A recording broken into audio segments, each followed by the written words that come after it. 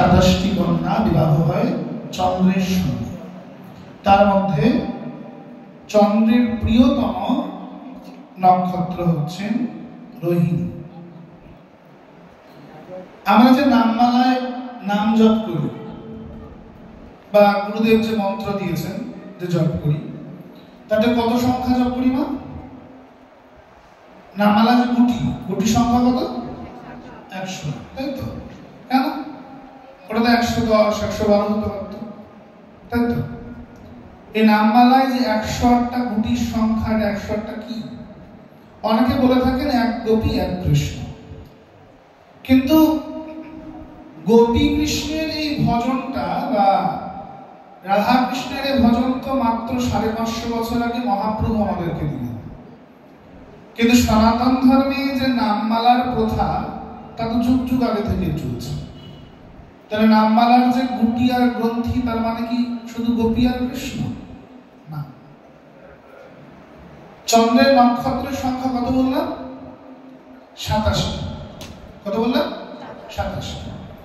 এক একটি নক্ষত্রের 4টি করে চরণ, এক একটি নক্ষত্রের 4টি করে চরণ। তাহলে 27টা নক্ষত্রে যদি 4টি করে চরণ হয়, তাহলে 27 কত হলো? 27 কত হলো? তাহলে 108। অর্থাৎ আমরা যখনই কোনো মন্ত্রকে ওই 108 সংখ্যায় জপ করছি, তখন মন্ত্রটি এমনি এমনি আমার ভাগ্যকে রূপান্তরিত করে দিচ্ছে। এই যে গুরুদেব বলেন না যে বাবা, দীক্ষা মন্ত্র ঠিক মতো জপ করলে বা ঠিক মতো মন্ত্র জপ করলে জ্যোতিষীর কাছে যেতে হয় না, হাতে স্টোন করতে হয় না, বলেন না গুরুদেব? না, কেন বলেন? তাহলে হাওয়ায় উড়িয়ে দেওয়া কথা, অন্ধবিশ্বাসের কথা না। এখানেও জ্যোতিষের বড় একটি কার্যকারিতা। কারণ আমাদের সনাতন ধর্মের যে ঋষিরা মুনিরা, তারা নিজেরাই বড় বড় বিজ্ঞানী। তারা এমন করে আমাদের জন্য ধর্মটাকে দিয়ে গেছেন যে আমরা চাই আর না চাই, যখনই কোনো মন্ত্রকে, যারা কৃষ্ণ মন্ত্র দীক্ষিত, কৃষ্ণ মন্ত্রকে আমরা যখনই 108 বার করে জপ করছি, তখন ওই মন্ত্রটি আমার ভাগ্যকে এমনি রূপান্তরিত করছে। কারণ আমাদের ভাগ্য নির্ভর করে থাকে কার উপরে? নবগ্রহের উপরে, আমাদের 27টি নক্ষত্রের উপরে, তাই তো? এই 27কে যদি যোগ করি, এর যোগফল কত আসছে? 7 আর 2 কত আসছে? 9। আমাদের গ্রহের সংখ্যা কত? 9টা। এবার দেখুন, 9 এক আশ্চর্য সংখ্যা, যে সংখ্যাটি অবিভাজিত, যে সংখ্যাকে পরিবর্তন করা যায় না। আপনি 9কে 2 দিয়ে গুণ করুন, কত আসবে? 18। 8 আর 1 যোগফল কত হলো? 8 আর 1 এর যোগফল কত হলো? 9। আপনি 9কে 5 দিয়ে গুণ করুন, কত আসছে? 45। 4 আর 5 যোগফল কত হচ্ছে? 9। আপনি 9কে 9 দিয়ে গুণ করুন, কত আসছে? 81। 8 আর 1 যোগফল কত আসছে? 9। এটি আশ্চর্য সংখ্যা। একে আপনি যে সংখ্যা দিয়ে মাল্টিপ্লাই করেন না কেন, তার যোগ সংখ্যা 9 আসবে। অবিভাজিত একটি সংখ্যা। শ্রীমদ্ ভাগবতমে শ্লোকের সংখ্যা কত? 18,000, 18 সহস্র শ্লোক। শ্রীমদ্ ভাগবত গীতার অধ্যায় কটা? 18টা। তাহলে 18,000 শ্লোককে যদি আমরা 1, 8, 0, 3 যোগ করি, কত আসবে? 9 আসবে। যদি আমরা 18টা অধ্যায় গীতার 1 আর 8 যদি যোগ করি, কত আসবে? 9 আসবে। আমাদের গ্রন্থগুলোকে এমন করে রচনা করা হয়েছে যে আমরা চাই আর না চাই, সেগুলি আমাদের ভাগ্যকে এমনি এমনি রূপান্তরিত করবে। আমাদের সনাতন ধর্ম এত সুপুষ্ট, এত সুন্দর এবং এত বৈজ্ঞানিক একটি ধর্ম, যে ধর্ম পৃথিবীতে অন্য কোথাও পাবেন না। বলো সনাতন ধর্ম কি? তাহলে প্রসূতির প্রথম সন্তান কারা? না চন্দ্রের 27 জন নক্ষত্র। পরবর্তীতে জন্মগ্রহণ করলেন মা পার্বতীর প্রথম অবতার দেবী সতী, বিবাহ হলো মহাদেবের সাথে। জন্মগ্রহণ করলেন 3 অবতার, ব্রহ্মা বিষ্ণু মহেশ্বর রূপে, দত্তাত্রেয় মুনি, দুর্বাসা মুনি আদি। কনিষ্ঠ কন্যা হচ্ছেন মা দেবহূতি, যার চরিত্র আমরা শ্রবণ করব। বিন্দু নদের তটে কর্দম ঋষি তপস্যারত। ভগবান এসে উপস্থিত হয়েছেন। বলো কর্দম, তোমার কি চাই? কর্দম ঋষি বললেন, প্রভু আমি বিয়ে করতে চাই। ভগবান বললেন, বাহ, তা বিয়ে করতে চাও তো আমাকে ডেকে আনার কি আছে? যাকে তাকে বারো ধরে দিয়ে করো না একটা। কর্দম ঋষি বললেন, না না, আমি এমন কন্যার সঙ্গে বিবাহ করতে চাই যে কন্যার গর্ভে প্রভু আপনি পুত্র হয়ে জন্মগ্রহণ করবেন। আমাকে এমন কন্যার সন্ধান দিন যিনি আপনার মা হবেন। ভগবান বললেন, হে কর্দম, আগামীকাল প্রাতঃকালে মনু মহারাজ নিজের কনিষ্ঠ কন্যা দেবহূতিকে নিয়ে তোমার দ্বারে আসবে। তার পানি গ্রহণ করো তুমি, তারই গর্ভে আমি জন্মগ্রহণ করব। দেবহূতিকে নিয়ে এলেন মনু মহারাজ। অনেক বাজি বাজনা, সানাই, দুর্দুভি, নাগারা কন্যাকে নববধূর সাথে সাজিয়ে এনেছেন সুন্দর করে, অনেক গয়নাগাটি পরিয়ে। কর্দম ঋষি বললেন, হে মনু মহারাজ, ভূতাগমন কারণম, কেন এসেছেন? তো বললেন, আমার এই কন্যাকে আপনার চরণে নিবেদন করতে এসেছি হে ঋষিবর। করুণা করে আমার এই কন্যাটিকে গ্রহণ করুন। ভগবান আদেশ করেছেন, এর গর্ভ হইতে ভগবান অবতার হবেন। কর্দম ঋষি হেসে বললেন, তা কি করে হয়? আমি যে ঋষি সর্বত্যাগী, আর আপনার এই কন্যা সে তো শালঙ্করা, সর্বাঙ্গে অলঙ্কার যুক্ত, সারা গায়ে গয়না পরে আমার দ্বারে এসেছে। ঋষি পত্নী ভোগী হবে কি করে? হে মহারাজ, মৃন্ময় মূর্তি যেমন আগুনে পোড়ানো না হলে তা দিয়ে সুন্দর মূর্তি নির্মিত হয় না, ঠিক তেমনি কৃচ্ছ সাধন না হলে, যোগী না হলে সে কেমন করে ঈশ্বর লাভ করবে? আমি ছেঁড়া কাঁথা নাড়া মাথা, গাছতলায় থাকি, একটা আশ্রয়ের জন্য পর্ণকুটিরও নাই, বিন্দু নদের তটটাই আমার আশ্রয়। আপনার কন্যা আমাকে বিবাহ করবে কি করে? বরঞ্চকে নিয়ে যান, নিয়ে গিয়ে কোন রাজপুরুষের সাথে বিয়ে দিন। কোন রাজার কণ্ঠ লগ্ন হয়ে নিজের জীবনটা অতিবাহিত করে দেবে, কোন রাজার সঙ্গে বিবাহ দিন। মনু মহারাজ অপমানিত হয়ে ফিরে যাচ্ছেন কন্যার হাতটা ধরে। দেবহূতি হাতটা ছাড়িয়ে বললেন, ফিরে যেতে তো আমি আসিনি পিতা, আমি কোনো মতেই ফিরে যাব না, আমাকে ছেড়ে দিন। মনু মহারাজ বললেন, ওরে মা, ও তোকে বিয়ে করবে না, তোকে অপমান করছে বারবার। কন্যা বলে উঠলেন, ওহে পিতা, সাধুর দেওয়া অপমানটা আশীর্বাদ। আমি তো ফিরে যেতে আসিনি, আর আমি এখানে বিয়ে করার উদ্দেশ্যে আসিনি। মা, তুই বিয়ে করার উদ্দেশ্যে আসিসনি? না পিতা, ভগবানের মা হব বলে এসেছি। বিবাহটা আমার কাছে উপলক্ষ মাত্র। হে ঋষি কর্দম, আপনাকে না আমাকে রাজপ্রাসাদ দিতে হবে, না রেশমি বস্ত্র, না রাজ অলঙ্কার, কিন্তু কথা দিন যে আপনি আমায় একটি পুত্র প্রদান করবেন। আমি ভগবানের মা হব বলে আপনার কাছে এসেছি। কর্দম ঋষি মুখে কোনো কথা বললেন না, শুধু চোখটা বন্ধ করে ধ্যানস্থ হয়ে বললেন। মৌন সম্মতির প্রকাশ। মুখেও বললেন না যে হ্যাঁ আমি তোমাকে বিয়ে করবো বা তোমাকে সন্তান দেব, চোখ বন্ধ করে বসে পড়লেন। শুধু ওইটুকু সম্মতিকে গ্রহণ করে মা দেবহূতি 12টা বছর অতিক্রান্ত করলেন। 12 বছরে কর্দম ঋষি একবারও দেবহূতির দিকে ফিরে তাকায় না, একবারও তার কুশল মঙ্গল জিজ্ঞেস করে নাই, একবারও খাবার জন্য কিছু দেয় নাই, পরার জন্য বস্ত্র দেয় নাই।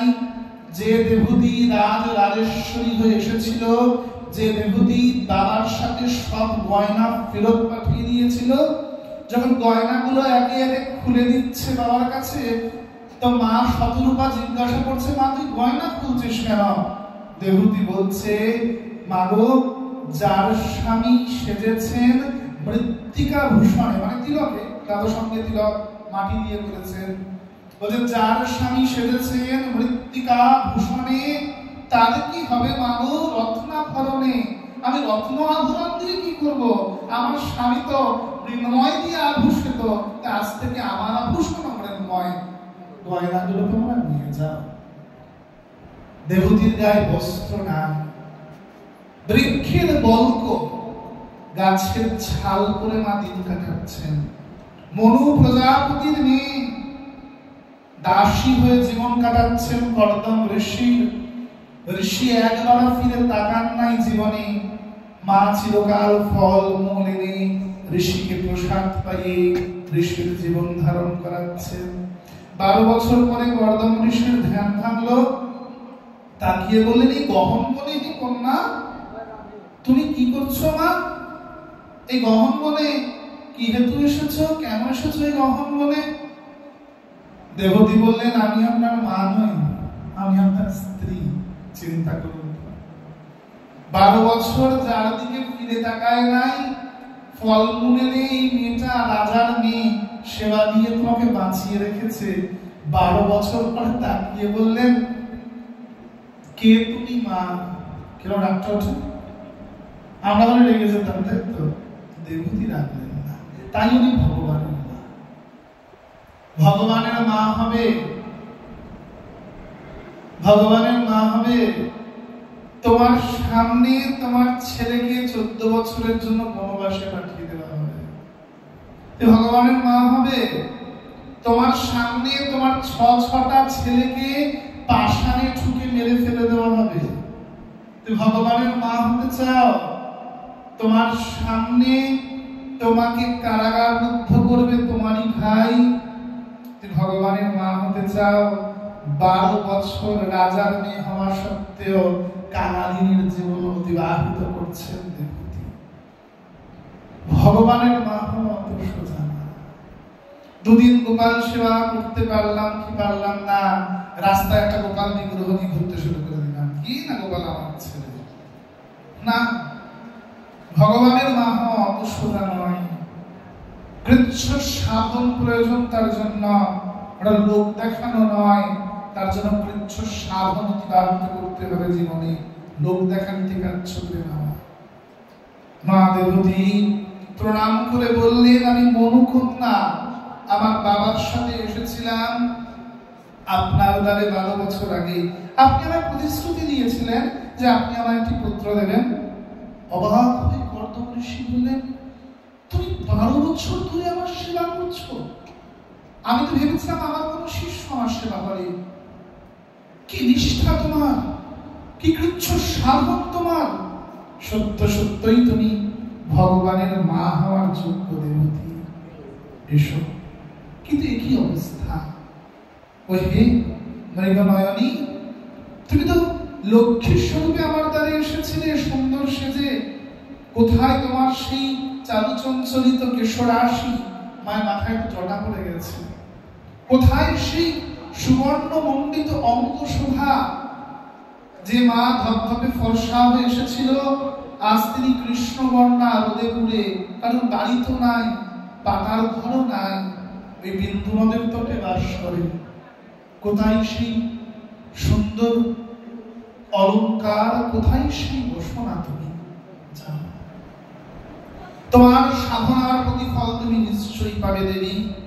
তোমার সাধনার প্রতিফল তুমি নিশ্চয়ই লাভ করবে। যাও, গিয়ে বিন্দু নদে স্নান করো। বিন্দু নদে স্নান করে ফিরে এসো আমার কাছে। দেবী চলে গেলেন বিন্দু নদে। বিন্দু নদের তলায় যে এগিয়ে নেমেছেন, শত শত নারী ছুটে আসছেন। কারোর হাতে রেশমি বস্ত্র, কারোর হাতে কঙ্কি কাটা, কারোর হাতে আমলকি তৈল, কারোর হাতে মন্দালিপ্ত দর্পণ। শত শত নারীরা এগিয়ে আসছেন। দেবতী অবাক হয়ে জিজ্ঞাসা করলেন তোমরা কারা? আমি তো তোমাদেরকে চিনি না। রমণীগুলো কেউ বলল আমি গঙ্গা, কেউ বলছে আমি যমুনা, কেউ বলছে আমি ফল্গু, কেউ বলছে আমি সরস্বতী, আমরা সকল তীর্থগণ। দেবতী অবাক হয়ে বললেন আর এই পুরুষগুলো প্রাসাদের সামনে দাঁড়িয়ে, ওনারা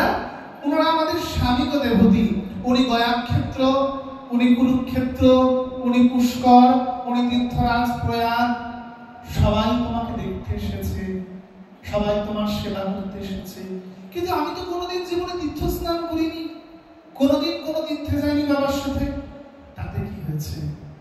তুমি তো 12 বছর ধরে সাধু সেবা করেছ, বৈষ্ণব সেবা করেছ, তাই আজ আমরা সকল তীর্থরা তোমার চরণ সেবা করতে এসেছি দেবতী, আর তোমার চরণ সেবা করতে এসেছি। তীর্থযাত্রা পরিশ্রম সকলই মনেরই ভ্রম, সদব সিদ্ধি গোবিন্দ চরণ। তীর্থজল পবিত্র গুণে লিখিয়াছেন পুরাণে, সেসব ভক্তির প্রবঞ্চ, বৈষ্ণবের সঙ্গেতে মন আনন্দিত অনুক্ষণ, সদা হয় কৃষ্ণ। তাহলে কি তীর্থে যাব না? বলছে তীর্থযাত্রা পরিশ্রম সকলই মনেরই ভ্রম। তাহলে আমরা বছর বছর রাধা কুণ্ড স্নানে ছুটি, বৈষ্ণবরা আর নবদ্বীপ পরিক্রমায় ছুটি, তাহলে সব মনের ভ্রম? না, পরক্ষণে কি বলছে? যে বৈষ্ণবের সঙ্গে তেমন আনন্দিত অনুক্ষণ, সদা হয় কৃষ্ণ পদ সঙ্গ। বলে তীর্থে গিয়ে চান করে পাপ ধোবো, এই মানুষে আমরা যাব না। তাহলে কি মানুষে যাব আমরা? বলে তীর্থে যাব সাধু সঙ্গের লালসা। যে সাধুকে আমি আমার এলাকায় পাই না, যেই সাধু আমার কাছে সহজলভ্য নন, যিনাকে প্রণাম করতে গেলে যিনি হয়তো আমাকে পায়ের ধুলোটা দেবেন না, দূরে সরে যাবেন, পাটা ঢেকে নেবেন, যারা চরণ দেন না আমাদেরকে কদাপি, সেই সাধুরা ওই তীর্থ জলে বিশেষ তিথিতে নামবেন, সাধুদের চরণ জলে অভিষিক্ত হবে তীর্থভূমি, আর সেই জলে আমরা জয়ের আধে বলে জয়ধ্বনি দিয়ে ছাপ দেব, আর সাধুর চরণ মাঝে আমার মস্তককে আমি অভিষিক্ত করব। বৈষ্ণব চরণ জল কৃষ্ণ ভক্তি দিতে বল, আর কেহ নহে বলবন্ত, বৈষ্ণব চরণ রেণু মস্তকে ভূষণ বেনু, আর নাহি ভূষণ, আর নাহি ভূষণ। মায়েরা কথা বলবেন না। দেবতী সুন্দর সাজে, নববধূর সাজে বাইরে বেরিয়ে এলেন। সুন্দর করে তীর্থরা সাজিয়েছে মা দেবতীকে। বাইরে বেরিয়ে এসে দেখছে যে আমার সেই স্বামীটা গেল কইলে, সেটা দেখতে পাচ্ছি না। সেই বুড়ো মতো আমার স্বামীটা, মাথায় জটা উঠো, গায়ে শ্যাওলা পরে নিয়েছে, বলবি উই পোকা জন্মে গিয়েছে, বিভৎস দেখতে আমার সেই বুড়ো বরটা কই গেল, তাই দেখতে পাচ্ছি না তো। দূরে দেখছেন একটা বিমানের উপর একটা রাজপুরুষ, দুগ্ধ ফনাবত একটি বিছানা, তাতে হাতে শরবতের পাত্র নিয়ে রাজপুরুষ বসে আছে, আর দেবতীর দিকে ইশারা করে বলছে উঠে এসো। দেবতী বলছে কি সর্বনাশ, সেটা তোমার বর না, আমার বুড়ো বরটা গেল কই? 12 বছর ধরে তার জন্য অপেক্ষা করছি না। এই রাজপুরুষটি কি? আবার পুরুষটি বললেন উঠে এসো দেবতী, আমি ঋষি কর্দম। দেবতী অবাক হয়ে বললেন সে কি, এই বুড়োটা এত সুন্দর হয়ে গেল কি করে? দেবতীটা বললেন বিমানে যোগী পুরুষ যোগ বলে নিজের দেহকে এত সুন্দর করে তুলেছে, দেবতী চিনতে পারছেন না, এত সুন্দর লাগছে কর্দম ঋষিকে। যোগী সাধু পারেন না এমন কোনো কাজ নাই। উঠে গেলেন বিমানে, অনেক বছর বিহার করলেন, 9টি কন্যা জন্মগ্রহণ করলেন। এই 9টি কন্যা আসলে কারা? এই 9টি কন্যা আসলে নববিধা ভক্তি, শ্রবণ কীর্তন স্মরণ বন্দনা আদি। কর্দম ঋষি বলে দেবতী আমি তো অনেক বছর তোমার সঙ্গে বিহার করলাম, তাহলে এবার আমাকে অন্তত যেতে দাও, এবার আমি আসি, আমি অনেক বছর তোমার সাথে বিহার করেছি। দেবতী বলে ঋষি আমি তো এখানে কন্যার মা হব বলে আসি। আপনি আমাকে প্রতিশ্রুতি দিয়েছিলেন যে আপনি আমাকে একটি পুত্র সন্তান দেবেন, পুত্রের মা আমি কিন্তু এখনো হইনি স্বামী, আমি কিন্তু এখনো আমি পুত্রের মা হইনি। আপনি আমায় ছেড়ে চলে যাবেন না, আমি ভগবানের মা হব, এই আশা নিয়ে আপনার কাছে সাধুর কাছে এসেছি। কর্দম ঋষি বললেন তাই তো, আরে আমি তো ভুলেই গেছিলাম যে আমি কেন বিবাহ করেছিলাম। হে দেবতী এই কাম বিমানে চড়ে এত বছর ধরে কাম উদযাপন করতে করতে আমি ভুলে গেছিলাম আমার জীবনের লক্ষ্য, তুমি ভুলো নাই। আরে দেবহূতি, তোমার চরণে প্রণাম। সত্য সত্যই তুমি দেবহূতি, দেব বুদ্ধি যাহা। বুদ্ধিটা কেমন? দেবতার মতন, সাত্ত্বিক গুণ সম্পন্ন। বা দেবহূতি মানে দেবতায় যার জীবনটি আহুতি দিয়ে দেওয়া হয়েছে, যিনি নিজের জীবনকে দেবচরণে আহুতি প্রদান করেছেন, তিনি দেবহূতি। যিনি দেবচরণে নিজের জীবনকে আহুতি প্রদান করলেন তাকে দেবহূতি বলা হয়। দেবহূতিকে প্রণাম করছে ঋষি কর্দম। সত্য সত্যই তো ঋষি কর্দম যা পারলেন না সেটি দেবহূতি কৃচ্ছ সাধন করলেন। জয়দেব যেটি পারলেন না সেটি পদ্মাবতী পেরেছেন।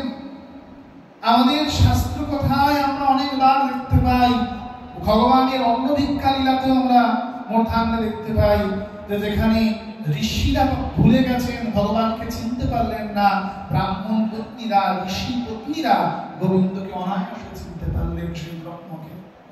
অর্থাৎ সাধু যিনি ভজন করছেন তিনি পরে গোবিন্দ লাভ করেন।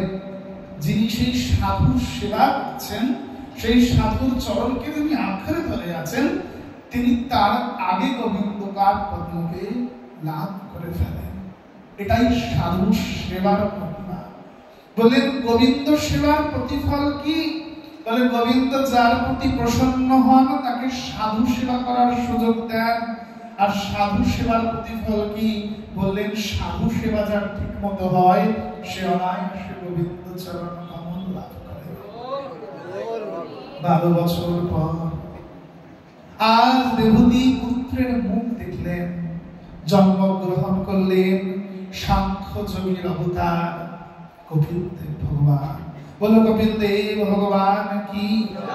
বাবা কর্দম ঋষি অনেক স্তব স্তুতি করে চলে গেলেন। মা দেবহূতি আর কপিল বিরাজ করছেন। অনেক বছর পর মা দেবহূতি হঠাৎ করে কামনা আক্রান্ত হলেন, কামে পরিপূর্ণিত হয়ে গেলেন দেবহূতি। পরক্ষণেই মনে করলেন, আমি এত বছর ধরে স্বামীর সঙ্গে বিহার করেছি, কামনা তখন আমাকে স্পর্শ করে নাই, কিন্তু আজ এত বছর পরে বৃদ্ধ বয়সে আমি কামনা জর্জরিত হলাম।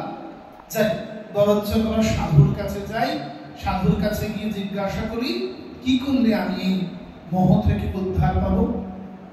পরক্ষণে মনে করলেন, আরে আমার ছেলে কপিল সেই তো উত্তম সাধু, তিনি তো সাংখ্য যোগের প্রবক্তা। আমি বরঞ্চ কপিলের কাছে যাই, কপিলকে গিয়ে জিজ্ঞাসা করি, কপিল নিশ্চয়ই আমাকে উত্তম উপদেশ করবেন।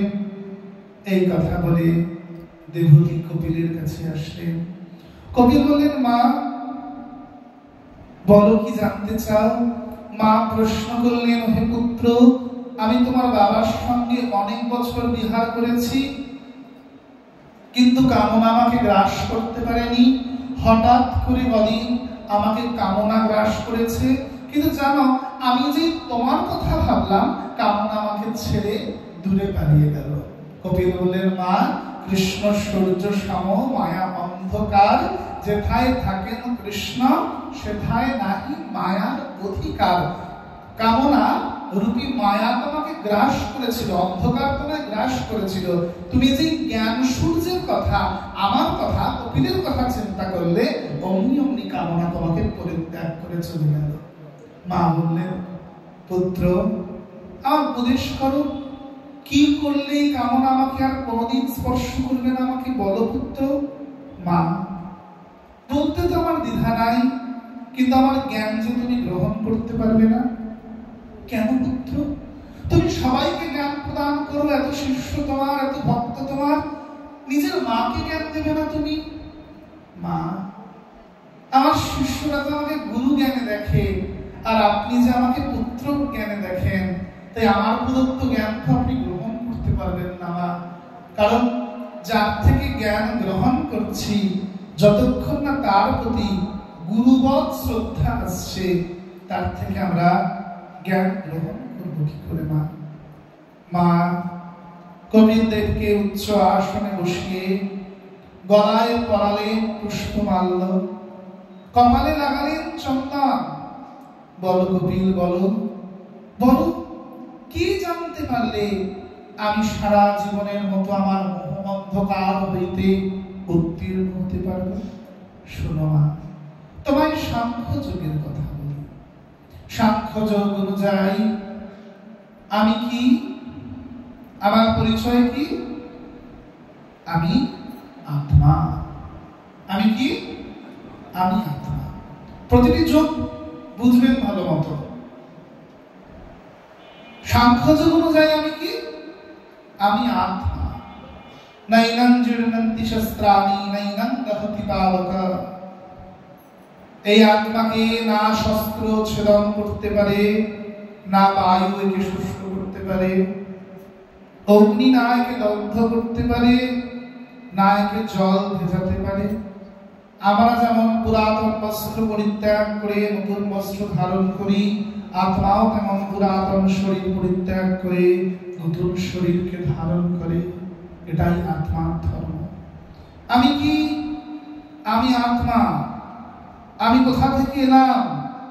আমি পরমাত্মা হইতে এসেছি। তাহলে জগতের পিতা মাতা বলেন আমার কেউ নয়। আমি কদিনের জন্য এই রঙ্গমঞ্চে, পৃথিবী নামক রঙ্গমঞ্চে নাটক করতে এসেছি, যেখানে আমার একটি মা একটি বাবা হয়েছে। এমন আমি আবার জন্ম নেব যদি উদ্ধার না হই। এর আগেও জন্মেছি, এমন আমার অনেকগুলি বাবা মা হয়েছে, আবার ভবিষ্যতে হবে। এই জগতে কেউ আমার মা নয়, কেউ আমার বাবা নয়, কেউ আমার নয়, কেউ আমার নয়। কাতবকন্তা কস্তে পুত্রঃ সংসার মায়াব অধিক বিচিত্রঃ। এখানে কেউ মাতা নন, কেউ পিতা নন। এখানে কেউ আমার নয়, কিছু আমার নয়।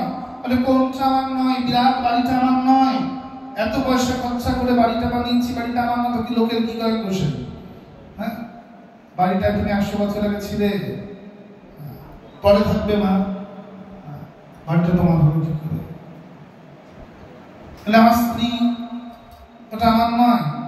জানেন কত কষ্ট করে বিয়ে করেছি? আপনারা তো সন্ন্যাসী, কি আর বুঝলেন? কত কষ্ট করে বিয়ে করেছি জানেন? ফুল দিয়ে কাছাকাছি, গামছা দিয়ে ঢাকা ঢাকি, দুধ ঢালা ঢালি, খই ঢালা ঢালি, কত ব্যাপার। তোমার হৃদয় আমার, আমার হৃদয় তোমার। বউটা আমার না তো কি লোকের নাকি? ওটা তো আমার। স্বামী মরে গেছেন, স্ত্রী খুব কাঁদছেন, ওগো তুমি চলে গেলে গো আমার কি হবে গো, মাথা কুটে কুটে কাঁদছেন, শাখা পলা ভাঙতে ভাঙতে কাঁদছেন, খুব কাঁদছেন, খুব কাঁদছেন। ওগো তুমি চলে গেলে গো আমার কি হবে গো। মানে তুমি চলে গেলে এটা বিষয় নয়, আমার কি হবে এটা বিষয়। তুমি জাহান্নামে যাও, আমার কি হবে গো এটা হচ্ছে মোদ্দা কথা। তুমি চলে গেলে গো আমার কি হবে গো। খুব কাঁদছে, খুব কাঁদছে। গিয়ে গুরুদেব বললো, মামা তুই যা বেশি করে কাঁদিস, মোটামুটি 15 মিনিট এভাবে কাঁদতে পারলে তুইও তো স্বামীর কাছে চলে যাবি। আর কাঁদবে? আর কাঁদবে না? আপনারা কাঁদতেন কিনা আমিও কাঁদতে কাঁদতাম না। মানে কি? তার মানে গুরুদেব 15 মিনিট পরে আমিও রাধে রাধে। তো ভাবি সকলে সে কথা কি বলছেন? হে স্বামী এতবার বাড়িটা করে গেছে, ওটা আমারই রাজত্ব, ব্যাংক ব্যালেন্সটা আমার, বাড়ির মালকিন আমি, চাবিটা আমার, এবার তো আমারই সব কিছু। এতদিন তো উনি মালিক ছিলেন, এবার সব আমার। আর কান্নাটা বন্ধ হয়ে যায়। কার জন্য মর ভেবে সে কি তোমার সঙ্গে যাবে? সেই প্রেয়সী দেবে ছড়া অমঙ্গল হবে বলে। মায়েরা যদিও বা বৈধব্যের দেশটা সারা জীবন পরে কাটাচ্ছেন, আর ইনারা বলে তো তাও করবেন না, তাহলে শ্মশানে দাঁড়িয়ে পঞ্জিকা দেবেন, পরের দিন লগ্ন ঘটায় গেছে। সংসার চালাতে হবে, এটা বাস্তব। শ্মশানে দাঁড়িয়ে পারলে পঞ্জিকা দেবে, পরের দিন লগ্ন ঘটায় গেছে। এই আমি আমি আমার আমার বিষয় না। কার জন্য প্রসাদ ভুজি হতে পারো না? কার জন্য নিরামিষ খেতে পারছো না? না বাবা, হতেই তো চাই, স্বামী খাইতে দেয় না। স্বামী কি করে? ওকে ঠুইসা করে। মিথ্যা অপরের নামে বদনাম করো না। আগে নিজের লোককে সম্বরণ করো, নিজে প্রসাদ ভোজি হওয়ার চেষ্টা করো, নিরামিষ ভোজি হওয়ার চেষ্টা করো। না বাবা, একাদশী করতেই তো চাই, একাদশীর দিন ছেলে কি রাগারাগি করে, মা প্রেশার বাইরে যাইব, সুগারের পেশেন্ট, বৌমা মুখে ঠুসা ধরে, তো বৌমা যদি মুখের মধ্যে এটা বিষ পাত্রে না ঠুসে ধরে, তাহলে কি করে খাবে? খাবে কি তখন? না, তখন তো খাবে না। একাদশীর দিন রুটি তরকারিটা কি করে বৌমা ঠুসে দিলে খেয়ে নাও? কারণ নিজের লোককে সম্বরণ করতে পারো না। এখানে ছেলেরও দোষ নাই, বৌমারও দোষ নাই, আর স্বামীরও দোষ নাই। আগে নিজে তো ধর্ম করো, নিজে প্রসাদ ভুজি হও, অপরের মানে বৃথাই দোষ দাও। আমার নয়, আমার নয়, তাহলে পুত্রটাও আমার নয়, ওটা আগে ছিল না, পরে থাকবে না। ওটা আমার আত্মা, ওর গায়ে আমার রক্ত বইছে। আজ মরে দেখো, 1 বছর কোনো মতে একাদশীটা করতে পারলো কি পারলো না, তারপর বন্ধ করে দেবে। তোমার ফটোটা প্রথম দেয়ালে টাঙানো হবে, ওটা রজনীগন্ধার মালা। 1 বছর পর থেকে সেটা জুটবে না, 1-2 বছর বাড়াতে টগরের মালাটা জুটবে। আর তারপরে নাতি ইন্টেরিয়ার ডেকোরেশন পাল্টানোর সময় ফটোটা নিয়ে গিয়ে ডাস্টবিনে আস্তে করে রেখে ফেলে দিয়ে আসবে। তাহলে আমার নাতি, আমার ছেলে, আমার হলো কই? আমার নয় তো। কোনটা আমার? করতে করতে করতে দেহটা আমার। এ দেহটা 100 বছর আগে ছিল না, পরে থাকবে না, তাহলে দেহটা তোমার হলো কি করে? যেটা আগে ছিল না, পরে থাকবে না, সেটা তোমার নয় তো। এই দেহটা তোমার নয়। पंचतत्व की बनी रे कुठरिया, जिसका नाम है काया। सूरदास जी बोलते, हर एक जीव रहता यहाँ पर लेकर सांस किराया। जब मिट जाएगी सांस की पूंजी, पछताओगे वह नारी प्रभु के भरोसे। পঞ্চভক্তে নির্মিত এই কুঠরি, যার নাম দেহ বা কায়া, নিঃশ্বাস নামক ভাড়া দিয়ে আমরা যেখানে বাস করছি।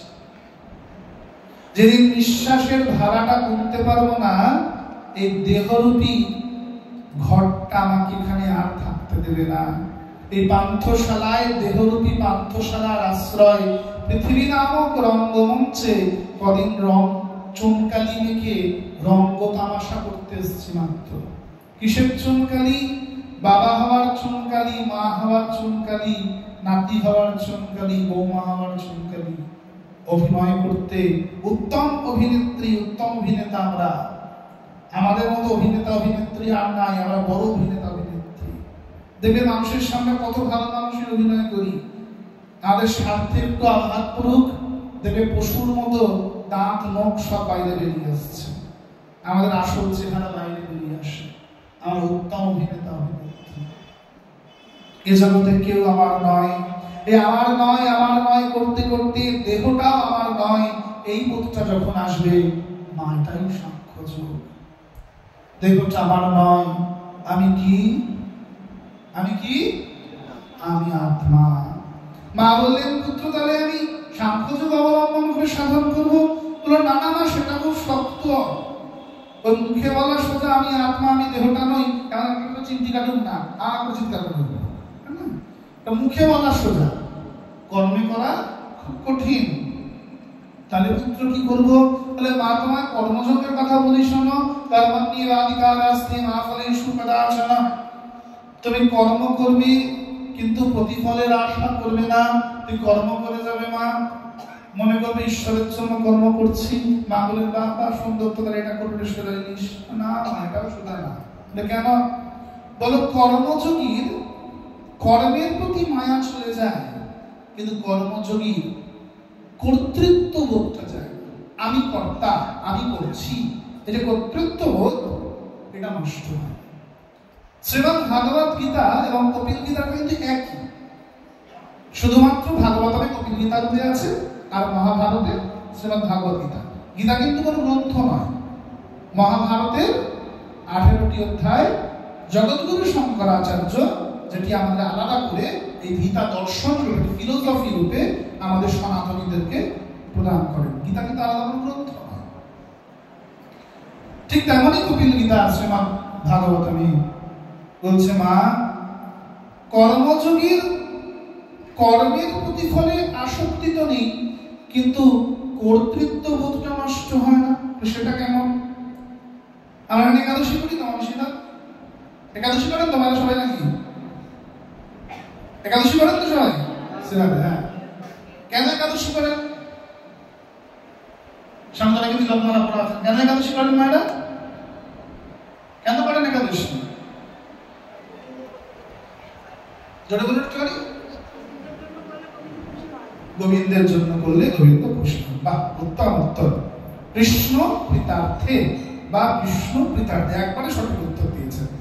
বৈষ্ণবরা একাদশী কিন্তু কোনো প্রতিফলের জন্য করেন। একাদশী মাহাত্ম্যপ্রত কথায় লেখা আছে অনেক কথা, যে এটা করলে ওটা হয়, ওটা করলে সেটা হয়। আমরা কিন্তু তখন একাদশী করি না। আমরা কেন একাদশী করি? না, কৃষ্ণ প্রীতার্থে, ভগবান সন্তুষ্ট হয়, তাই আমরা একাদশী করি গৌড়ীয় বৈষ্ণবরা। কিন্তু দেখবেন আমাদের কর্তৃত্ব বোধ থেকে যায়।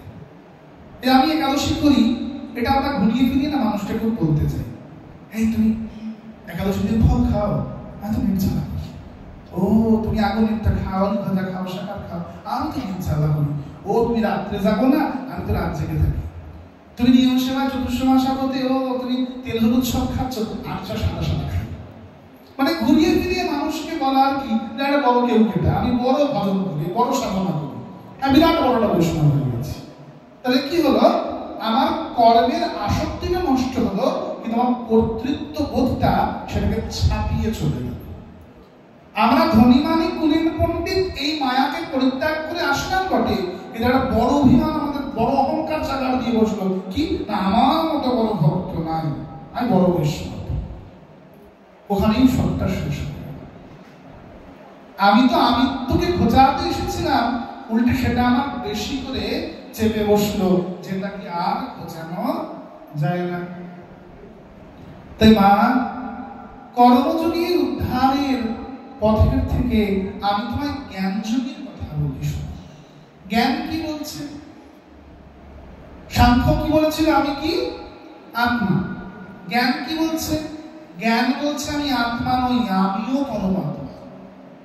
জ্ঞান কি বলে? আমিও পরমাত্মা, আমিও ভগবান। শ্রীমদ্ ভাগবত গীতার 18টি অধ্যায়, একটা অধ্যায়ের সঙ্গে আরেকটা অধ্যায়ের কোনো মিলমিশ নেই। কিন্তু অনেকে বলে বাবা গুলিয়ে যায়, কিছুই বুঝি না, সবই তো কি সব বলে যায়। আসলে প্রতিটা যোগ ধাপে ধাপে কিন্তু বোঝানো হচ্ছে যে এটার থেকে এটা উত্তম, এটার থেকে এটা উত্তম। সাংখ্যযোগটা আমাকে মনে রাখতে হবে যে আমি আত্মা, আমি ভুললে চলবে না, কিন্তু এটাই কিন্তু জীবনে অবলম্বন করতে পারবো না, করা সম্ভব না আমার পক্ষে। তাহলে জ্ঞান এসে কি বলল? জ্ঞান বললেন যে আমি আত্মা নই, আমি কি? আমি পরমাত্মা। এটা কাদের মার্গ? শৈবদের মার্গ। শৈবরা কি বলছেন? যারা নিরাকার ব্রহ্ম সাধনা করেন, গতকাল বললাম না, সুখমণিপাদ এসে কি বললেন? আমি নিরাকারের সাধক, আমি সাকারের সাধক নই। তাহলে জ্ঞানীর কাছে ভগবান কি? জ্ঞানীর কাছে ভগবান নিরাকার নির্গুণ। এটা কিন্তু মিথ্যা না, সত্য কথা। তাহলে ঈশ্বর তত্ত্ব কি? নিরাকার নির্গুণ, সাকার সম্পূর্ণ। জ্ঞান বলবে ভগবান হচ্ছে নিরাকার নির্গুণ তত্ত্ব, সাকার সগুণ তত্ত্ব নন। আর আমি কি? না, আমিও পরমাত্মা। কেন? সাংখ্যযোগ বলল পরমাত্মা থেকে আত্মা এসেছে, আমি আত্মা। জ্ঞান বলল না, তা তো হবে না। একটা বড় মিছরির ঠেলা, সেখান থেকে আমি একটু মিছরি কেটে নিলাম, তাহলে ওই বড় মিছরির ঠেলাটা যদি মিষ্টি হয়, তাহলে ছোট মিছরির ঠেলাটা নিশ্চয়ই মিষ্টি হবে, তাই তো? তাহলে ভগবান যদি সচ্চিদানন্দ স্বরূপ হয়, প্রথম শ্লোকে আমরা শুনেছিলাম ভগবান কি? না সচ্চিদানন্দ রূপায়। তাহলে ভগবান যদি সচ্চিদানন্দ স্বরূপ হন, তাহলে আমি কি? আমিও সচ্চিদানন্দ স্বরূপ। তাহলে যারা শৈব, যারা শিব সাধনা করেন, তারা কি বলছেন? শিব সাধনা মানে কিন্তু শিবের মাথায় গিয়ে লিটার লিটার দুধ ঢেলে দিয়ে আসেন না, ওটাকে শিব সাধনা বলে না। শিব হচ্ছেন ধ্যানের মূর্তি, যোগীশ্বর, যোগের মূর্তি। যোগ কি বলল? যে আমি আত্মা নই, আমিও পরমাত্মা। আমি আমার দেহের ষড়চক্রকে জাগ্রত করে আমিও পরমাত্মায় লীন হব। আমি আত্মা থাকবো না, আমি পরমাত্মায় পরিণত হব। আমার পরিচয় কি? বলেন সোহম শিবোহম। আমিও জীব নই, আমিও শিব। চিদানন্দ রূপায় শিবোহম শিবোহম, আমিও সচ্চিদানন্দময় শিবোহম শিব যুক্ত অহম, অহম মানে আমি, তাহলে শিবোহম আমিও শিব। যারা আরো নিরাকারবাদীর উপরে উঠে তারা কি বলছে? অহম ব্রহ্মাস্মি, আমিও ব্রহ্ম, আমি অন্য কিছু নই। আমি কি? আমিও ব্রহ্ম, আমি সেই ব্রহ্ম থেকে এসেছি, আমি আর আলাদা হয়ে আছি, আমি আবার ব্রহ্মে লীন হব। কখন? না যখন আমি ব্রহ্মে পরিণত হব। তাহলে আমি কি? না আমিও ব্রহ্ম, অহম ব্রহ্মাস্মি, আমি কি? আমি ব্রহ্ম। মহাপ্রভু বললেন এটা ঠিক, আংশিক ঠিক। এইখানেই শঙ্করাচার্যের যে বাদ, শঙ্করাচার্যের যে পরম্পরা, সেখান থেকে গৌড়ীয় পরম্পরাটা কিন্তু আলাদা হয়ে গেল। মন দিয়ে বুঝবেন, আমাদের যে গৌড়ীয় পরম্পরাটা কিন্তু কোথা থেকে এসেছে? এটার আদি পরম্পরা কি? শঙ্করাচার্যের পরম্পরা। মহাপ্রভু দীক্ষাগুরুকে, মহাপ্রভু দীক্ষাগুরুর নাম কি? একটু হয়তো মনে করতে জানেন কি না? ঈশ্বর পরিবার। মহাপ্রভুর সন্ন্যাসগুলোর নাম কি? মাধবেন্দ্র পরিবার। মহাপ্রভুর সন্ন্যাসগুলোর নাম কেশব ভারতী। মহাপ্রভু দাদুগুরু হচ্ছেন মাধবেন্দ্র পরিবার। তাহলে মহাপ্রভুর দীক্ষা হয়েছে পুরী পরম্পরায়, সন্ন্যাস হয়েছে ভারতী পরম্পরায়। তাহলে মহাপ্রভুর সন্ন্যাস সম্প্রদায়ের নাম কি? শ্রীকৃষ্ণ চৈতন্য ভারতী স্বামী, তাই নাম দিয়েছিলেন কেশব ভারতী। তাহলে সেখান থেকে আমাদের যে পরম্পরাটা বাবাজি পরম্পরা রূপান্তরিত হয়ে গেল কি করে? কিসের জন্য? কারণ শঙ্করাচার্যের বাদটা শৈববাদ, দশনামা সন্ন্যাসীর যে বাদ, সেখানে এরা বলছে যে আহম ব্রহ্মাস্মি, আমিও ব্রহ্ম, বা চিদানন্দ রূপায় শিবোহম শিবোহম, আমিও জীব নই, আমিও শিব। মা মন দিয়ে বুঝবেন, এদিক ওদিক তাকালে কিচ্ছু মাথায় ঢুকবে না। আমি তো গল্প বলছি না, তত্ত্ব বলছি, মন দিয়ে বুঝতে হবে। তাহলে শৈববাদ বা শঙ্করাচার্যের বাদ কি বললো? আহম ব্রহ্মাস্মি চিদানন্দ রূপায় শিবোহম শিবোহম। মহাপ্রভু বললেন না, এটা আংশিক ঠিক। কেন আংশিক ঠিক? বললেন বিরাট বড় সমুদ্র, জলটা নোনতা, তার থেকে আমি এক মগ জল কাটিয়ে নিলাম, এই জলটাও নোনতা, ঠিক তো? কিন্তু বিরাট বড় সমুদ্রটায় নীল তিমির খেলা করতে পারে, মগের জলে কি তিমির মাছ খেলা করতে পারে? মগের জলে তিমির মাছ খেলা করতে পারে না। তাই সেই ব্রহ্মকে যেটা শোভা পায় সেটা আমাকে পায় না। ভগবান কৃষ্ণচন্দ্র 3 দিনের মাথায় পুতনা বধ করেছেন, আমি পুতনা বধ করতে পারবো না। তিনি 7 বছরের কৃষ্ণ সপ্ত দিবসের জন্য সপ্তগ্রসী গিরিরাজকে বাম হস্তের কনিষ্ঠান বলিতে ধারণ করেছেন, আমি পারবো? আমি পারবো না। তাই তিনি রাস করতে পারেন, আমি রাস করতে পারি না। মহাদেব গাঞ্জা খায়, আমিও গাঞ্জা খাই, আমি শিব ভক্ত না। মহাদেব কালকুট বিষও খায়, তুইও খা, খেয়ে দেখ তুই কেমন শিবের উপাসনা করিস। মহাদেব গাঞ্জা খায় বলে আমিও বম বম করে গাঞ্জা খাই। মা কালী মদ খায়, তাই মহাকালী যারা সাধনা করে ব্রাহ্মণগুলো গলায় ঢেলে নিচ্ছে, মদ খেয়ে নিচ্ছে। তা মা কালী তো কাঁচা মাংস কাঁচা রক্ত খায়, রক্ত বীজ দলন করতে গেলে তুইও খা। আমাদের দেবতা খায়, নৃসিংহ দেবতা খায়, নৃসিংহ দেবতা নারী ভুদিগুলো গলার মধ্যে করছেন, তিনি হিরণ্যকশিপুরে রক্ত পান করছেন, সব বের করে খাচ্ছেন। তা মা কালী যদি খায় বলে তুইও মদ খাস, তুইও মাংস খাস, তুইও মায়ের মতো কাঁচাটা খা। মা তো কাঁচা গন্ধের মাঝখান দিয়ে ছুটছে, তুইও ছোট, তুইও মায়ের গায়ে বসন না করে মায়ের মতো হাতটাকে লজ্জাবস্ত্র করে পর। সেই ব্রহ্মকে যেটা শোভা পায় সেটা আমাদের শোভা পায় না। আমরা অনু, তিনি বিভু, আমরা জীব, তিনি শিব। জ্ঞানবাদ বলছে যে না, আমিও ব্রহ্ম, কথাটা মিথ্যে নয়, কিন্তু আমি ব্রহ্ম মানে আমি শিবের মতো গাঁজা খেতে পারি না। আমি ব্রহ্ম কখন?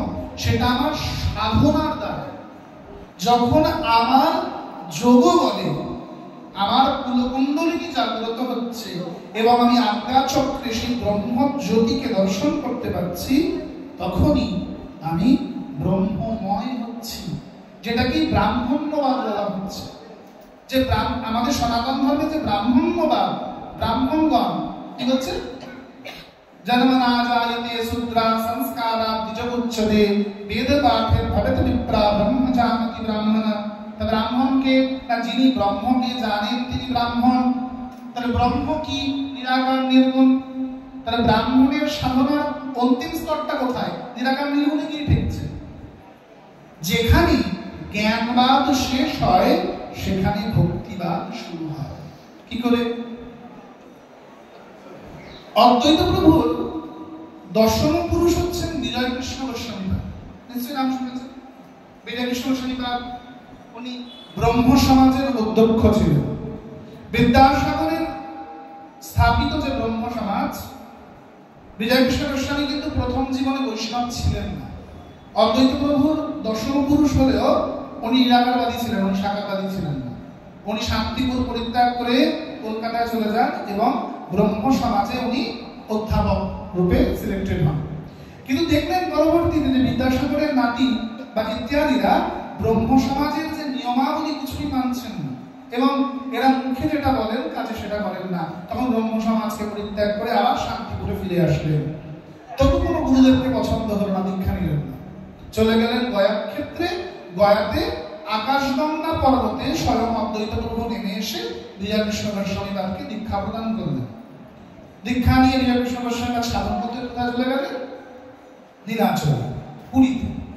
পুরীতে গিয়ে তিনি সাধনরত হলেন। দেখবেন পিসির বাড়ির গেছেন নিশ্চয়ই সবাই, চন্দ্র সরোবর।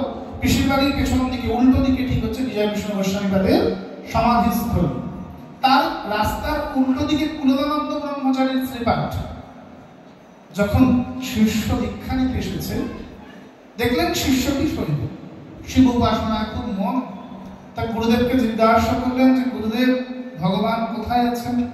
তা গুরুদেব দেখলেন শিষ্য তো শৈবের মতো কথা বলতে হবে। তো বললেন যে ভগবান কোথায় নেই, প্রতিটি অনু অনু পল পল তিনি সচ্চিদানন্দ রূপায়, তিনি চৈতন্য স্বরূপ, তিনি সবার মধ্যে আছেন। কোথায় তিনি নেই? তিনি সাপ হয়ে দংশন করেন, ওঝা হয়ে যারা। শিষ্য খুব আনন্দ পেয়েছেন, বা ভগবান তারা সর্বত্র আছে। বাইরে বেরিয়ে এসছেন। পুরীর রাজপথ দিয়ে একটা হাতি যাচ্ছে, পিঠের মধ্যে মাহত। গুরুদেব বলে দিয়েছে যে ভগবান সর্বত্র আছে। হাতির মধ্যে ভগবান ফেলে দিয়েছে আর হাতির সামনে শুয়ে পড়েছে, হে হাতি ভগবান তোমাকে ধন্যবাদ প্রণাম করি। বা ভক্তিমতী মায়েরা প্রণাম করছে।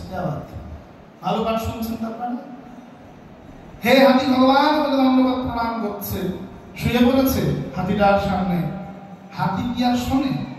হাতি শুনে পড়ে পেয়েছে, ঠাস করে আচার দিয়েছে, গুরুদেবের কাছে গেছে। গুরুদেব আপনি তো বললেন যে ভগবান সর্বত্র আছে, আমি তো হাতি ভগবানকে প্রণাম করতে গেলাম, হাতি তো আমার প্রণাম না নিয়ে সরে করে একবার ঠাস করে আচার বসিয়ে দিল, এবার আমি কি করি? তাহলে ওরে আহাম্মক মূর্খ, তোকে তো বলেছিলাম ভগবান সর্বত্র আছে। হাতিটার মধ্যে ভগবানকে দেখেছিস, হাতিটার পিঠে যে মাহুত ভগবানটা হাট যাও করে চিৎকার করছে, মাহুতটার মধ্যে ভগবানকে দেখতে পাসনি?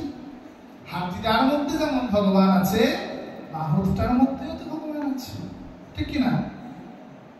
নিরাকার নির্গুণের সাধনা মুখে বলা যতটা সোজা না, কার্যে করা অত সোজা না। এই স্ট্যান্ডটার মধ্যে তুমি আছো, মাউথ স্পিকারটায় তুমি আছো, গ্রন্থটায় তুমি আছো, গ্যাসটাকে তুমি আছো, আমার মধ্যে তুমি আছো, সবার মধ্যে তুমি আছো, সত্য কথা। তিনি সর্বত্র বিরাজিত, সবার মধ্যেই আছেন। যাহা যাহা মিত্র করে তাহা তাহা কৃষ্ণ স্মৃত। কিন্তু জীবনে পালন করা অত সোজা না, অত সোজা না আমাদের পক্ষে না। কত মহাপুরুষ তো বলেছে যে জীবে দয়া করে যেই জন সেই জন সে নিচে ঈশ্বর। কেন মূর্তি পূজা করবো? জীবে দয়া করলেই হবে। কেমন জীবে দয়া? রাত্রিবেলা ফেরবার সময় পাউরুটির প্যাকেট কিনে এনে বা বিস্কুট প্যাকেট কিনে এনে রাস্তার কুকুরগুলোকে খাওয়ানো, আর সকালবেলা সেই ব্যক্তিটাই একটা আমিষ বাজারে খাতে নিয়ে শকুন হয়ে বাজারে চলে যাওয়া। তাহলে কুকুরটার মধ্যে ভগবান আছে, আর যে মুরগিটা কিনে আনছে তার মধ্যে ভগবান নাই? তার মধ্যে ভগবান আছে তো, ঠিক কিনা মা? যদি জীবে দয়া এটাই হয় যে আমি কুকুরটাকে বিস্কুট খাওয়ালাম, এটা ভগবানের সেবা হলো, তাহলে সকালবেলা যাকে কেটে আনছো তিনি কি? তিনি ভগবান নন? তার মধ্যে তো ভগবান আছে, তার মধ্যে তো ঈশ্বর আছে, তার মধ্যে ঈশ্বর। এটার মধ্যে ভগবান থাকলে ওটার মধ্যে ভগবান আছে। নিরাকার সাধনা মুখে বলা যত সোজা, কাজে করা অত সোজা না। তুকারামজি বিঠ্ঠল দেবের সেবা করেন, রুটি করেছেন, রাত্রেবেলা বিঠ্ঠলনাথের ভোগ লাগাবেন বলে একটা কুকুর দৌড়ে এসে রান্নাঘর থেকে রুটিগুলো মুখে নিয়ে চলে যাচ্ছে, আর তুকারাম পেছন পেছন ছুটছে, হাতে ঘিয়ের কৌটো। আরে বিঠ্ঠল রুক যা, আরে বিঠ্ঠল রুক যা, আমি ঘি কি রওয়ানি লাগায় হ্যাঁ, এখন ঘি দিয়ে লেপন করে নিদারা ঘি লাগিয়ে দিই। কুকুরটার মধ্যে বিঠ্ঠলকে দেখছেন, বিঠ্ঠলনাথকে দর্শন করছেন। যদি আমরা হতাম, বেশ ভোগের জন্য রান্না করছি, প্রসাদ প্রতি বৈষ্ণব, চার পাঁচটা রুটি কুকুরের মুখে করে নিয়ে রান্নাঘর থেকে চলে গেল, আমরা কুকুরের পেছনে ছুটতাম, ছুটতাম কিনা? ছুটতাম তো। পার্থক্য একটা, আমি হলে ঘিয়ের কৌটা নিয়ে ছুটতাম না, আমি চেলা লাঠি নিয়ে ছুটতাম। বলবেন না হারি লাল কি? তাই নিরাকার নির্গুণ সাধনাটা আমার জন্য নয়, ওটা আমার জন্য। যিনি সর্বজীবে সমদর্শী তিনি নিরাকারে ভজন করতে পারবেন, আমি সর্বজীবে সমদর্শী নই। তাই আমাকে শ্রী বিগ্রহের মধ্যেই সেই ভগবানকে দর্শন করতে হবে। আমার কাছে সেই ভগবান বিগ্রহের মধ্যেই বিরাজ করছেন, তাহলে বিগ্রহ ব্যতীত নেই। যদি তিনি সাকার সগুণ নিরাকার নির্গুণ হন, সর্বসামর্থ্যবান সর্বশক্তিমান, তিনি সর্বত্র আছেন। যদি তিনি সর্বত্র থেকে থাকেন, তাহলে তিনি আমার পূজিত বিগ্রহটার মধ্যে আছেন। যদি তিনি সর্বঘটে থাকেন, তাহলে তিনি আমার পূজিত শ্রী বিগ্রহটার মধ্যে আছেন। যারা নিরাকার সাধনা করেন তারা কি করেন? দিনে 5 বার করে চিৎকার করেন, হে সৃষ্টিকর্তা আপনি মহান। তাদের ভাষাতে বলেন, আমি আমার বাংলা ভাষায় বলছি, আমি উর্দুতে বলছি না। তারা চিৎকার করে বলছে, হে সৃষ্টিকর্তা আপনি মহান, তবে সৃষ্টি স্থিতি প্রলয়ের কারণ তুমি মহান, তুমি ছাড়া কেউ ঈশ্বর নয়, তুমি মহান। এই কথাটা কিন্তু বারবার করে দিনে 5 বার বলে। তাহলে কি বিশ্বাস নিয়ে বলে? তাহলে সেই সৃষ্টিকর্তা শুনতে পাচ্ছেন? বুঝতে পারছেন তো নাকি? যদি আমি বারবার সেই নিরাকার নির্গুণকে স্তুতি করি, প্রার্থনা করি, আর চিৎকার করে করে বলি, কবিতা করি, তার মানে আমি এটা বিশ্বাস নিয়ে করছি যে সেই নিরাকার নির্গুণ ব্রহ্ম আমার করা প্রার্থনা শুনতে পান। শুনতে পান তো? যদি তিনি শুনতে পান, তার মানে তার প্রাণ আছে। তিনি বলছে যে সৃষ্টিকর্তা তিনি নিরাকার নির্গুণ, তিনি দেখতে পান আমাদের করা পাপ আর পুণ্য অনুযায়ী আমাদের নরক কিংবা নরক কিংবা স্বর্গ দেন, জান্নাত কিংবা বেহেশত দেন।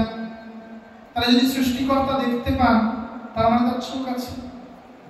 তাহলে যদি তোমার নিরাকার নির্গুণ ব্রহ্ম দেখতে আর শুনতে পান, তাহলে আমার সাকার সগুণ ব্রহ্ম তিনি খেতেও পারেন। আমি সাজালে তিনি সাজেন, আমি মালা গেঁথে পড়ালে তিনি পড়েন, আমি মদন গোপাল বলে আদর করলে তিনি আমার কোলে উঠে আদর খান, আমি নিজ হাতে শৃঙ্গার করলে তিনি সুন্দর করে সেজে ওঠেন, আমি রান্না করলে আমার করা রান্না তিনি গ্রহণ করেন। এটা আমার বিশ্বাস। জ্ঞানী হচ্ছেন বড় ছেলে, জ্ঞান যোগ যিনি অবলম্বন করেছেন। ভক্তি মার্গী হচ্ছে ছোট ছেলে। বলে কেমন? বলে একটা মায়ের 2 ছেলে। বড়টা বেশ নিজের কাজ নিজে করে নিতে পারে, গুছিয়ে নিতে পারে, আর ছোটটা একদম পারে না। ছোটটা খালি ম্যা ম্যা ম্যা ম্যা করতে থাকে, কোথায় কোথায় ম্যা ম্যা ম্যা ম্যা করে। 2টো ছেলে খেলছিল, খেলতে খেলতে দুটোই সিঁড়ি থেকে আছড়ে পড়েছে। দুজনেই মা বলে চিৎকার করে উঠেছে, আর ছোটটা ম্যা বলে চিৎকার করে উঠেছে। তো মা ছুটে এসেছে। তো মা ছুটে এসে সবার আগে কোনটাকে করে নেবে? ছোটটাকে করে নেবে। যদি সামর্থ্যবান, মা জানে ও নিজে নিজে উঠে দাঁড়াবে, কিন্তু আমার ছোট ছেলেটা তো নিজে উঠে দাঁড়াতে পারবে। ম্যা ম্যা ম্যা করে মা আগে এসে ছোটটাকে কোলে করে তুলে ধরবে। বাবা কিন্তু কথা বলছেন, কোনো তিলক করাবেন, চুপ করে তিলক করান। তিনি মা আগে ছুটে এসে তুলে ধরবেন কোলে করে কাকে? নাই অসামর্থ্য ছেলেটিকে। অসামর্থ্যকে আমি, হে ঠাকুর, আমি না তোমাকে সর্বঘটে সর্বপটে দেখতে পারবো না। আমি স্বীকার করে নিচ্ছি, আমি তোমাকে মাউথপিসের মধ্যে, লোহাটার মধ্যে, গাছটার মধ্যে, টপটার মধ্যে, বইটার মধ্যে, গ্যাসকাটের মধ্যে, স্তম্ভের মধ্যে দেখার কোনো সামর্থ্য আমার নেই, পারবো না। কিন্তু আমি তোমাকে ওই বিগ্রহটার মধ্যে দেখতে পাবো। আমি তোমার গোপাল বলে চান করাতে পারবো, আদর করে মোছাতে পারবো, তোকে রোজ জামা পাল্টাবো, তোমাকে শয়ন দেবো, শুতে নিয়ে যাবো। তুই দয়া করে এসো, আমার সেবাটা গ্রহণ করো। যিনি জ্ঞানী তিনি জ্ঞান যোগের দ্বারা মায়ার পাশটা নিজে নিজেই গলার থেকে খুলে ফেলেন। যিনি ভক্তি যোগী তিনি ওটা পারেন না। তিনি কি বলেন, ঠাকুর আমি পারবো না, তুমি আমার মায়ার পাশটা গলার থেকে খুলে দাও। আমি তোমার কাছে শরণাগত হলাম, তুমি আমার গলার যে মায়ার পাশ, সেই মায়ার পাশটাকে তুমি খুলে দাও ঠাকুর। বলে খুলে দিলে তুমি কি